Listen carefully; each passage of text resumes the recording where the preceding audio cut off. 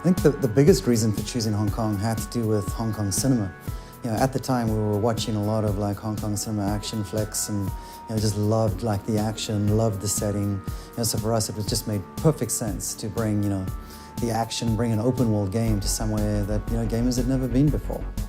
Got this meshing of cultures. You've got the Eastern culture and the Western culture. The Western culture being the British involvement in Hong Kong, and how those two cultures have sort of been fused together over the past century and a half. It has really shaped that city.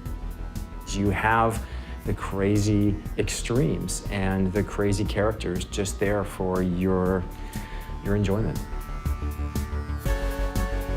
Watching movies, we all love watching action movies, but that wasn't enough. And reading books, and there are lots of them about the cops' relationship with the triads, that wasn't enough. We wanted to go there and experience it and understand not just what it meant to be there, but the elements that they could bring back. For the first time, we experienced the city through the viewfinder of our cameras, so we were just taking photos non-stop. There are parts of the city where it felt like you were just walking in a canyon of signage, you know what I mean? And then from there, the following day, you go to a different part of the city where it feels vast and open and modern. And you're seeing a building that's over 100 stories tall, and next to it, there's a tiny little temple.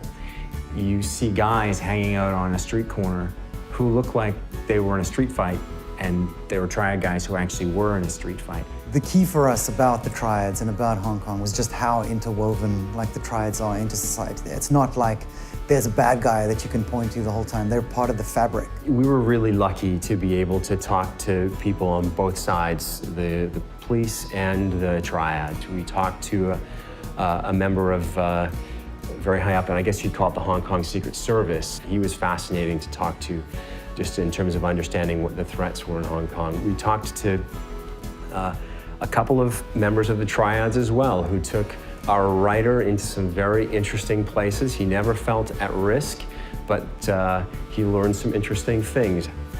We heard a story when we were there with one of our contacts driving around the city. He told us about a particular entertainment figure who, during his program, had said some rather nasty things about one of the local triad leaders, and that this guy was chopped. Chopped being the term of being attacked by a triad but left alive. No sooner had he told us the story than we drove around a corner and he said, well, there he is. And sure enough, there was this guy walking down the street who we passed, who was years after the attack, but very visibly limping and very visibly maimed. Hong Kong has such a kind of chaotic and multi-layered architectural approach to it, which allowed us to do many new things with the way the player traverses the environment. We've basically taken the essence of the city, the essence of the lifestyle, and designed all of our gameplay mechanics around that so that we can basically embrace the culture, but also create an experience where players will actually feel like a, gangster. Hong Kong is an island, and what we did was create an island with 4 separate neighborhoods. North Point, which is where you start the game, which is more reminiscent of Kowloon. Central Hong Kong, very famous skyline. Kennedy Town, built on the side of one of the hills in Hong Kong, more of an affluent neighborhood. And then Aberdeen Harbor, around the back of the island. The traffic is on the left-hand side of the street.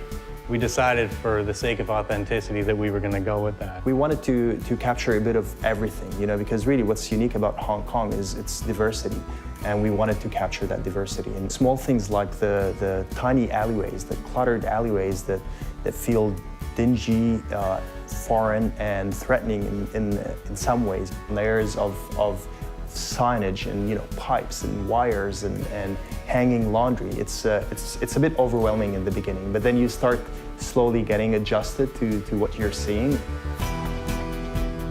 If you want to spend time just roaming around the island, enjoying the races and the mini games and the events and favors and shopping and all that kind of stuff, then that's entirely there for you to do.